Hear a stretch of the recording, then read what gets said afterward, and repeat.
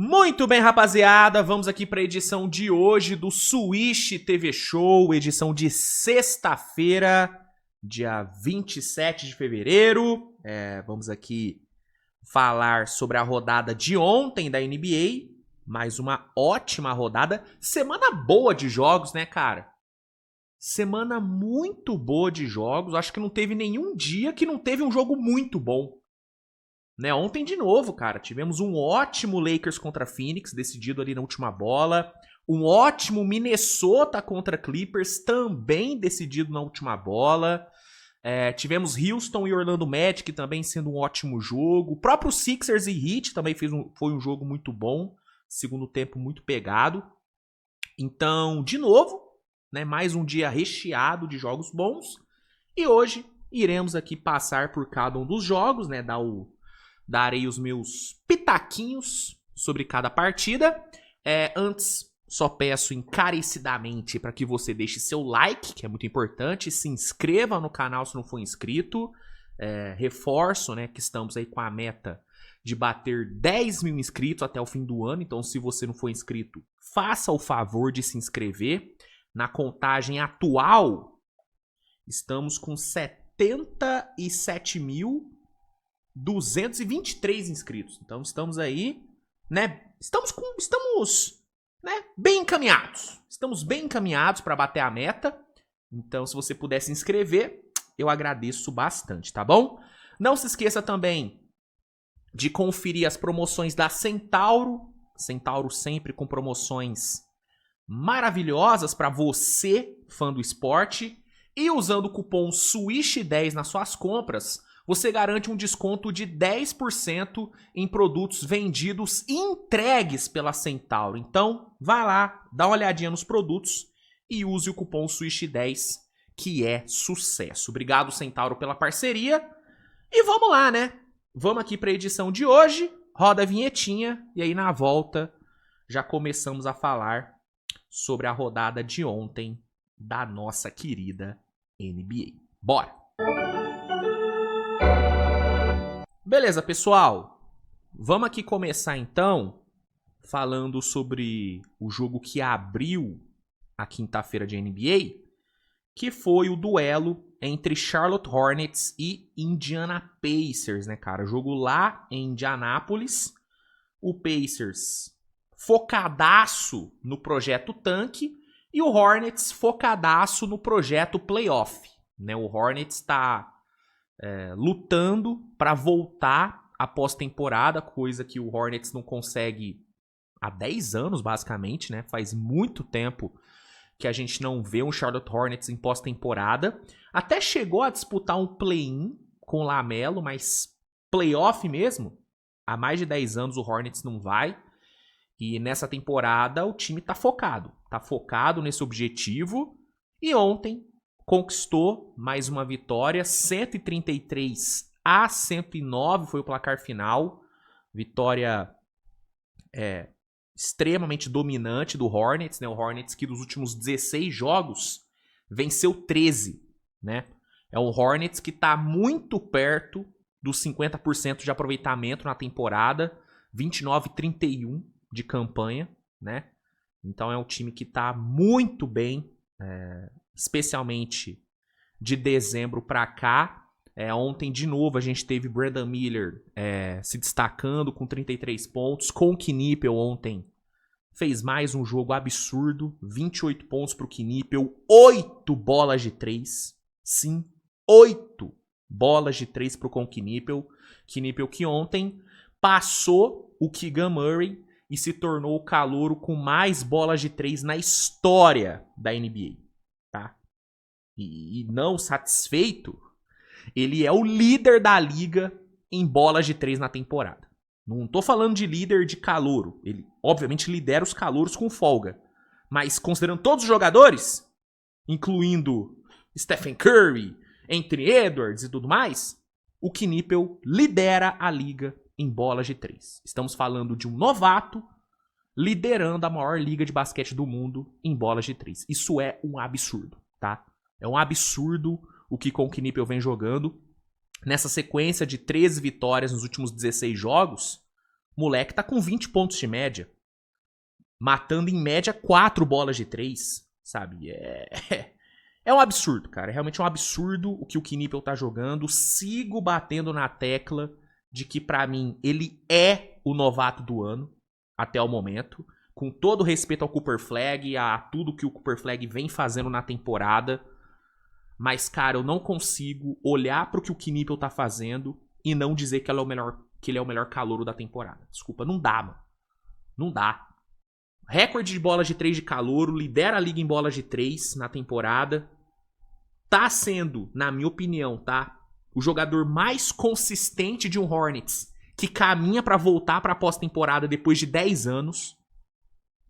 Ô, irmão, desculpa. É muito argumento pro Knipel, sabe? Tem muito argumento pro Cooper Flag também. Muito.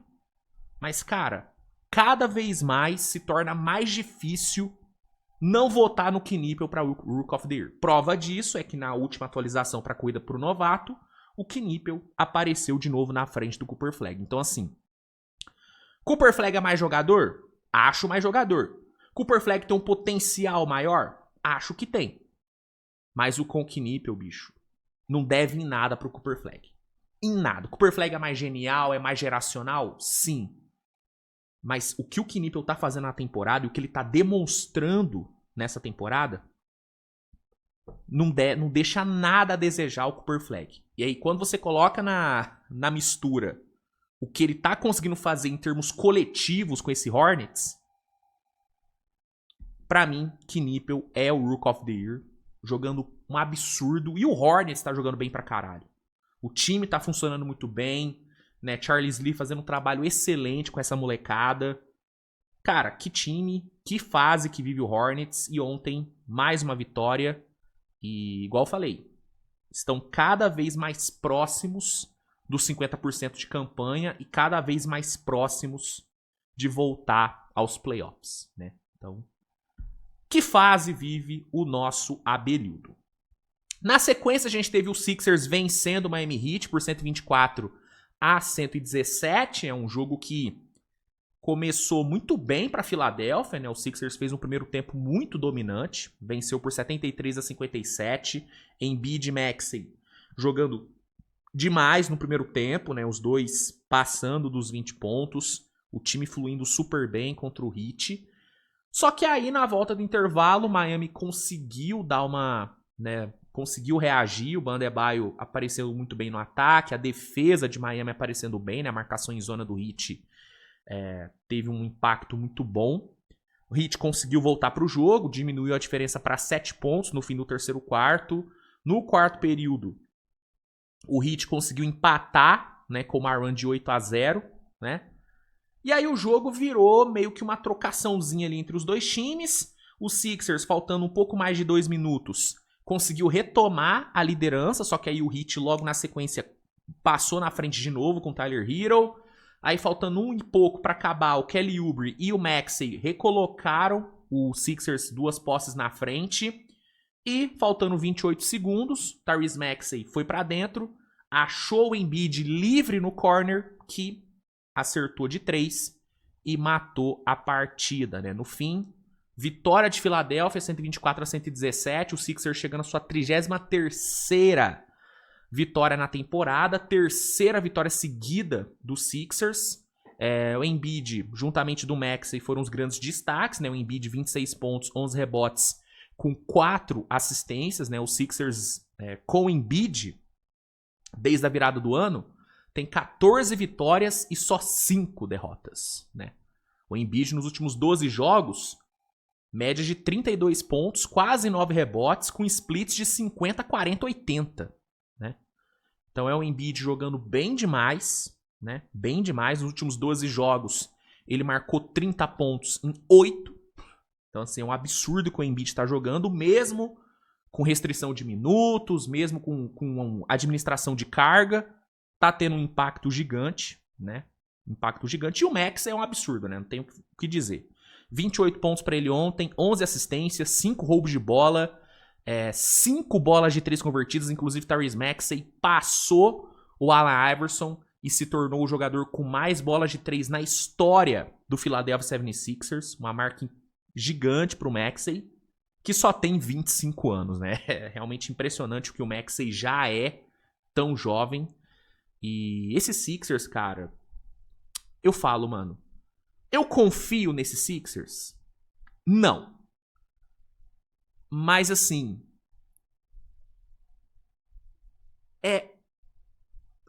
cara, é sedutor imaginar o que esse time pode fazer numa pós-temporada com todo mundo saudável. Sabe, você imagina esses Sixers numa pós-temporada, com todo mundo bem, é sedutor. É de fato sedutor. E eu vou te falar, é um time que ninguém desse leste vai querer pegar saudável nos playoffs, tá? Vou te falar, um time com Maxey, com Embiid, com Kelly Oubre, com Ed Combe, com o Paul George podendo, né? Vamos ver como é que o Paul George volta da suspensão, tomara que volte bem. Com Nick Nurse no comando, com Adembona ali vindo do banco também, Quentin Grimes, cara, é um elenco com muita peça, tá? Com muita peça.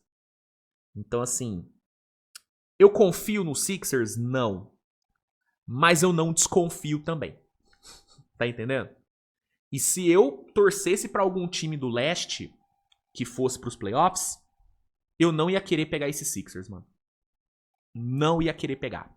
Por exemplo, se eu sou um Knicks, eu tentaria fugir de um confronto com os Sixers na primeira rodada. Porque esse time saudável, irmão, é muito talento, cara. É muito talento junto. Enfim.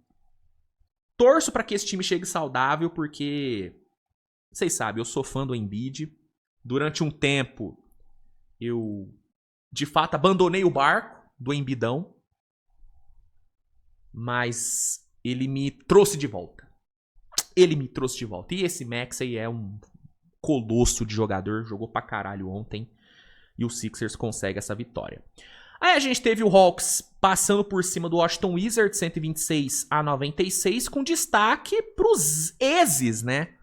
Ontem tivemos lei do ex nesse jogo. Corey Kispert e CJ McCollum, dois ex-Washington Wizards, destruíram com o jogo, né? Kispert veio para 33 pontos, maior marca da carreira, 6 bolas de 3, jogou muito bem. E o McCollum, 25 pontos, cara. 25 pontos como titular, né? Fez um ótimo jogo. E, né, bela vitória do Hawks. Hawks segue aí em busca de uma vaga no play-in. E o Wizards segue aí com o projeto tanque a todo vapor.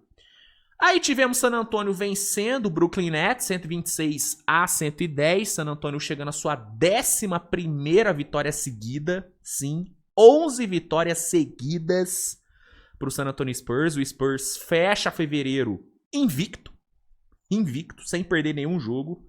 Realmente um mês incrível para San Antonio. O melhor mês de San Antonio na temporada. Ontem não teve nenhum destaque muito grande assim. Claro, o Champagne foi o cestinha, 26 pontos, 6 bolas de 3, jogou muito. Mas quem brilhou de novo foi o coletivo, né? 7 jogadores com mais de 12 pontos, 5 jogadores com mais de 5 assistências. Stephen Castle com 18, Fox com 14, Vassell com 14, Keldon com 13, Wemby com 12, Dylan Harper com 12 e o Champagne com 26 sendo o líder. Então, assim, coletivo muito forte, né?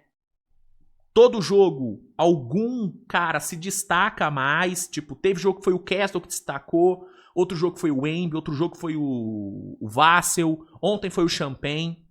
Então é um time muito coletivo, com individualidades que, mano, vem se revezando em termos de protagonismo. E o resultado é isso, cara. Uma campanha maravilhosa, cada vez mais próximo do OKC. E 11 vitórias seguidas, cara. Incrível o que faz San Antonio. E já falei, cara. San Antonio tá pronto pra incomodar nos playoffs. Tá mais do que pronto. Aí a gente teve o Houston vencendo o Orlando Magic lá em Orlando por 113-108, né? Um jogo onde Houston chegou a perder por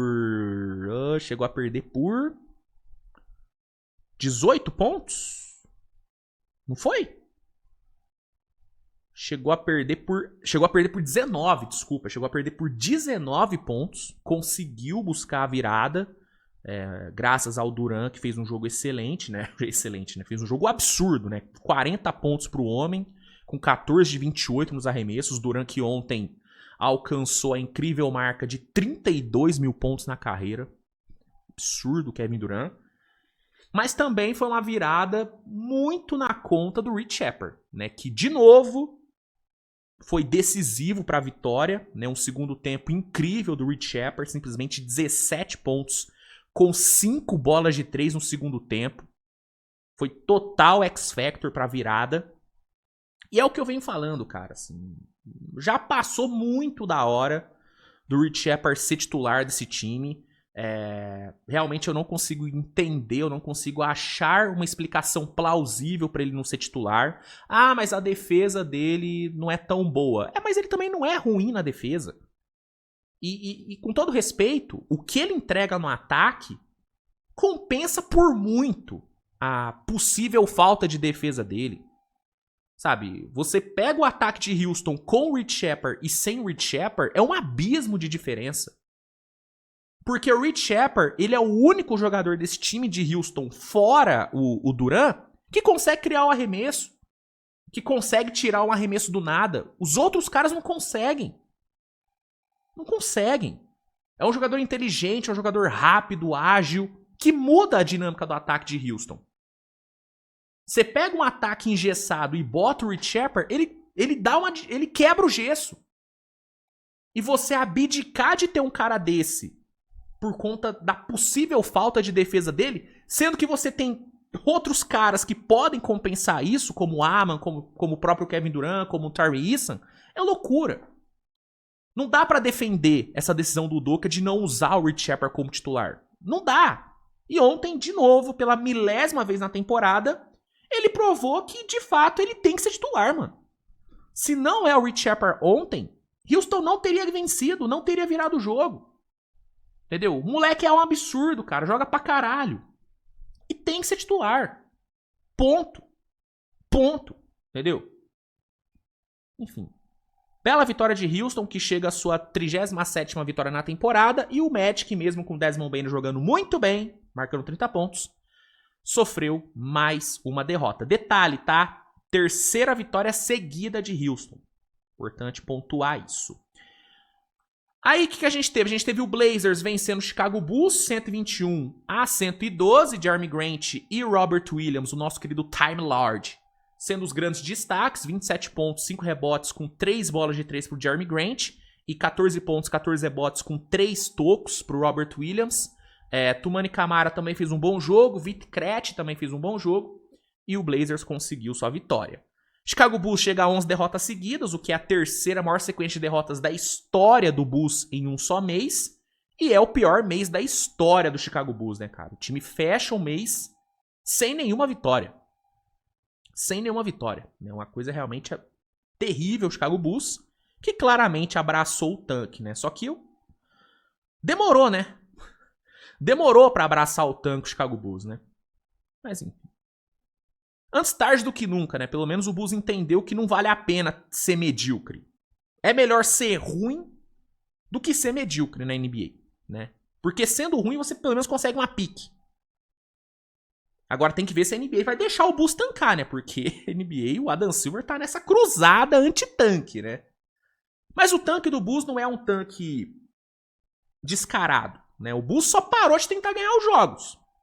Antes o Bulls ganhava os jogos, mesmo sendo medíocre, porque tentava ganhar. Agora o Bulls não tá nem tentando.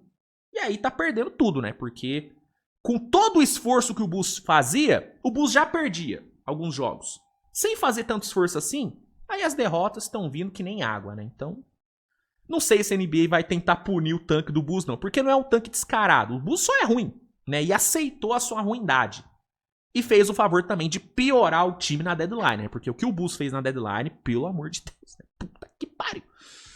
Enfim, tanque no Bulls e o Blazers segue em busca de uma ida pro play-in, 29 vitórias e 31 derrotas. Outro que venceu ontem foi o Kings, né? Jogando fora de casa contra o Dallas Mavericks. Sacramento venceu 130-121. Nosso querido Precious Achiuwa dominou o jogo ontem, 29 pontos e 12 rebotes pro Achiuwa. Mas vale destacar a molecada, né? Maxime Hinault, Devin Carter, Nick Clifford foram muito bem ontem. Hinault, 22 pontos, 6 rebotes com um toco. Devin Carter, 15 pontos com 4 roubos de bola. Nick Clifford com 13 pontos, 8 rebotes e 7 assistências. Gosto muito desse moleque. Nick Clifford é muito bom jogador. E aí, juntamente com o Precious Achiuwa, o Kings conseguiu vencer ali o Kings. O Kings conseguiu vencer o Dallas, né? Vence seu 14º joguinho e Dallas sofre sua 37ª derrota. Vale o destaque para o Naji Marshall, né, que fez um grande jogo de 36 pontos, 10 rebotes e 6 assistências, mas não foi o suficiente, né? Aí a gente teve Lakers e Phoenix Suns, né, um jogo onde o Lakers era bem favorito, né? Bem favorito, com Luka Doncic, com LeBron, com Austin Reeves, enfrentando o Phoenix Suns sem Brooks e sem Devin Booker. Cara, o Lakers era bem favorito, mas, né, não deu, né? Pelo 3º jogo seguido, o Lakers foi derrotado. E foi uma derrota com requintes de crueldade, né, cara? Com game winner de Royce O'Neal na última bola. Meus amigos. O torcedor do Lakers ontem foi dormir de cabeça cheia, né? Porque tomar game winner do Royce O'Neal é foda, né? Mas não foi só por conta do Royce O'Neal. Claro que ele foi o cara que, né, girou a faca, né? Como diria Maestro Júnior. Mas o Grayson Allen ontem acabou com o Lakers, né, cara? 28 pontos pro Grayson Allen. Jogou um absurdo. Você teve o Rasheed Fleming e Godaro fazendo grandes segundos tempos. Você teve um Colin Gillespie jogando pra caralho, né? Você teve uma defesa de Phoenix aparecendo bem. Ao mesmo tempo que você também teve um LeBron extremamente sumido na partida. Um Austin Reeves extremamente sumido. Um DeAndre Ayton constrangedor DeAndre Ayton ontem, né? Na mesma noite onde ele falou que o Lakers estava tentando fazer dele um Clint Capela e ele não estava gostando disso, ele me entrega uma atuação patética dessa. E o Capela respondeu, né? Capela respondeu o DeAndre Ayton falando: pô, cara, você joga com 2 dos melhores playmakers da história do jogo. Cala a boca e joga, algo do tipo. Fala imbecil do DeAndre Ayton, né? DeAndre Ayton que no auge nunca foi melhor do que o Capela no auge, né? Vamos falar bem a verdade aqui. Né? O Prime Capela foi bem melhor do que o Prime DeAndre Ayton.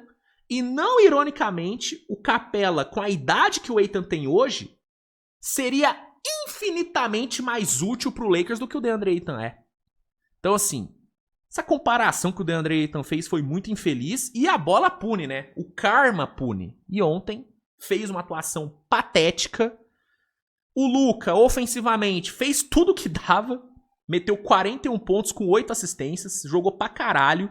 Se o Lakers chegou a sonhar com a vitória ontem, foi por conta do Luka, que no final ali do jogo tirou 3 bolas de 3 do coração das cartas pra recolocar o Lakers na partida. Mas sem ajuda fica difícil, né? E defensivamente o Luka teve suas questões, mas também muito por conta do cansaço dele durante toda a partida. Na última posse, né, o Phoenix Suns atacou o Luka, sabendo que o Luka não ia conseguir né, ter um grande impacto na defesa. Foi um erro do DJ Redick, inclusive, ter mantido o Luka em quadra naquela última posse. Já fiz até um vídeo, saiu um corte, né, onde eu analisei o game winner de Phoenix e fica muito claro que a estratégia de Phoenix era atacar o Luka na defesa. Foi atacado pelo Grayson Allen. A defesa do Lakers colapsou porque alguém teve que sair para ajudar o Luka. Esse alguém, no caso, foi o LeBron, que deixou o Colin Gillespie livre no corner. Grayson Allen achou o Gillespie achou o Royce O'Neal completamente livre no perímetro e a bola caiu. Não tô falando que a culpa foi do Luka, pelo amor de Deus. Repito, se o Lakers competiu ontem, foi por conta do Luka. Mas ele não deveria estar em quadra naquela última posse defensiva. DJ Redick tinha um timeout para pedir, ele poderia ter tirado o Luka da posse defensiva, botado um Vanderbilt que seja para defender melhor, garante o stop, pede tempo e faz a última jogada pro Luka depois do timeout. Ele poderia ter feito isso. Retirar o seu melhor jogador de quadra numa posse defensiva, com o seu jogador não sendo um grande defensor, não é vergonha, né? O Steve Kerr cansa de fazer isso com o Curry. Mike Brown cansa de fazer isso com o Jalen Brunson. Cansa de fazer. tira o cara, bota mais um defensor, garante o stop e volta com o cara na jogada ofensiva. JJ Redick não fez isso, o Luka foi atacado, a defesa colapsou e o Royce O'Neal puniu. Mérito do Phoenix, demérito pro Lakers, que desde a volta do All-Star é dono de uma das piores defesas da NBA, né? Desde a volta pro All-Star, o Lakers tem a quarta pior defesa da liga, ficando à frente apenas do Kings, do Grizzlies e do Pacers. 3 times que estão tancando. Tem jeito, né, cara? Com a defesa dessa, fica complicado. Não é à toa que são 3 derrotas seguidas. E o Lakers cada vez mais próximo da zona de play-in. Enfim, mérito do Phoenix Suns, que fez um grande jogo. É uma vitória incrível. E o Lakers, complicado a vida do Leicudo, né? JJ Redick, te falar, hein? Corda tá bambinha pro JJ Redick, viu? Tá bambinha. Pra encerrar, a gente teve o Pelicans vencendo o Utah Jazz, 129-118. Saddiq Bey jogando pra cacete. Bom jogador, Saddiq Bey, inclusive. Gosto bastante dele. Fez um grande jogo. 42 pontos, 5 rebotes, 7 assistências pro Saddiq Bey. Bela vitória do Pelicans, que chegou ontem a sua 18ª vitória. E o Jazz, que tá aí, né, fechadaço com o tanque, perdeu o seu 41º jogo. E na última partida do dia, né, na verdade da noite, a gente teve uma batalha defensiva entre Minnesota e Los Angeles Clippers, né, duelo físico pra caramba, que no fim foi vencido por Minnesota por 94-88, graças a uma bola inacreditável do nosso querido Anthony Edwards, né? Vou até trazer aqui, merece, né? A gente tem que apreciar esse game winner do Anthony Edwards, né? O jogo tava 89, não game winner, né? Mas assim, foi a bola que matou o jogo, né? O Minnesota vencia por 1, faltando 51 segundos. Deu pra ouvir, né? Na verdade, o Anthony Edwards falou depois do jogo que o Chris Finch, técnico do Minnesota, tinha pedido pra ele passar a bola nessa jogada. Só que é o Anthony Edwards, né? Um cara que até esse lance tava com 8 pontos no último quarto, né? O jogador que lidera a liga em pontos no clutch time. O Anthony Edwards, ele já é o Clutch Player of the Year, tá? Se tem um prêmio que já é certo, é o Anthony Edwards como Clutch Player of the Year. Não tem como ele não ganhar o prêmio de jogador mais clutch da temporada. É dele, né? E aí o Anthony Edwards, mesmo com o técnico querendo que ele passasse a bola, ele falou, foda-se, eu sou o jogador mais clutch da NBA na temporada e eu vou pro arremesso. E o resultado foi simplesmente essa bola inacreditável. Ó, sendo bem marcado, ele vai... Dupla marcação, ó, Derrick Jones e Chris Dunn. Os dois sobem pra contestar. E o que o Anthony Edwards faz? Mete a bola, mata o jogo e sai gritando pro Chris Finch. É isso que eu faço. Olha lá, ó. É isso que eu faço. Ele tá gritando pro Chris Finch, pro técnico dele, tá? Só pra pontuar. Pô, não tem jeito, irmão. Não tem jeito, cara. Eu gosto muito do Anthony Edwards, velho. Gosto muito dele, jogadorzaço. Repito, é o Clutch Player of the Year unânime. E ontem decidiu mais um jogo. Vitória azaça de Minnesota. Anthony Edwards simplesmente 31 pontos no jogo. 28º jogo dele de mais de 30 pontos na temporada. 11 pontos no último quarto. E mais... uma bola clutch na conta do Ant-Man. Minnesota chega à sua 5ª vitória nos últimos 6 jogos e a sua 37ª na temporada. Já o Clippers, que de novo lutou pra cacete, né? Um jogo onde o Clippers tava sem o Kawhi, né? Lutou demais, mas no fim não deu, né? Quarto período foi todo de Minnesota e o Anthony Edwards fez o que ele faz de melhor, que é decidir, não tem jeito. Grande jogo do Anthony Edwards, grande vitória de Minnesota, e é isso, tá? Galera, sobre a rodada de ontem, é isso, tá? É isso que temos pro programa de hoje. Obrigado a todos pela audiência. Nos vemos mais tarde com mais conteúdo, né? Fiquem bem Grande beijo e tchau.